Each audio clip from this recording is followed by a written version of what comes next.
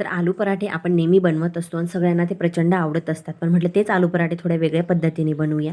म्हणून मी मस्त रात्रभर भिजवलेले हरभरे घेतले, बटाटे घेतले आणि ते छान 3-4 शिट्ट्या घेऊन शिजवून घेतले. त्यानंतर कढईमध्ये कणिक घेतली, काळे तीळ, मीठ आणि मेथीची पानं मस्त बारीक कापून ती टाकून दुधाने कणिक छान मळून घेतली. दुधाने कणिक मळल्यामुळे पराठेची चव खूप छान लागते आणि पराठे असे खुसखुशीत होतात. नंतर बटाट्यांचे साल काढून छान मॅश करून घेतले. त्यानंतर मिक्सरच्या भांड्यामध्ये शिजवलेले हरभरे, हिरवी मिरची, अद्रक, लसूण पाणी न घालता वाटून घेतले. ते वाटण मॅश केलेल्या बटाट्यांमध्ये टाकून घेतल्यानंतर मस्त बारीक कापलेला कांदा, काळी मिरी पावडर, आमचूर पावडर, धना पावडर, कोथिंबीर, मीठ टाकून छान ते आलूचं सारण बनवून घेतल्यानंतर आपण ज्या प्रकारे पुरणपोळीत सारण भरतो त्या प्रकारे सारण भरून मस्त असे हे गुबगुबीत पराठे करून घेतले.